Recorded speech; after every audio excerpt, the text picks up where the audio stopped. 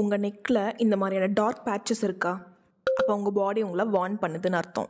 உங்கள் நெக்கில், under ஆர்மில், other பாடி ஃபோல்ட்ஸில் இருக்க இந்த டார்க்கான பிக்மெண்டட் பேட்சஸ் நீங்கள் சரியாக தேய்ச்சி குளிக்காதனால வர அழுக்கு கிடையாது.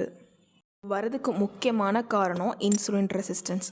எஸ்பெஷலி டயபெட்டிஸ் மெலிட்டஸாக இருக்கலாம், இல்லை பிசிஓடியாக இருக்கலாம், இல்லைனா ஒபிசிட்டினாலையும் இருக்கலாம். ஸோ இந்த டார்க் பேட்சஸ் எல்லாமே உங்கள் பாடிக்குள்ளே இருக்க பிரச்சனையோட ஒரு பிரதிபலிப்பு தான்.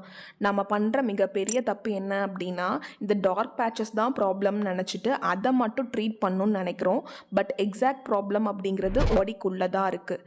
இதோட ட்ரீட்மெண்ட் பற்றி பார்த்தோம் அப்படின்னா, ஃபஸ்ட்டு ஸ்டெப் ஒரு டாக்டரை கன்சல்ட் பண்ணி எதனால் உங்களுக்கு இந்த டார்க் பேட்சஸ் வந்திருக்குங்கிறத ஃபைண்ட் அவுட் பண்ணி அதுக்கான ட்ரீட்மெண்ட் கண்டிப்பாக எடுக்க வேண்டியது இருக்கும். செகண்ட் ஸ்டெப், வெயிட் அதிகமாக இருக்கீங்க அப்படின்னா வெயிட் மேனேஜ்மெண்ட் பண்ண வேண்டியது இருக்கும்.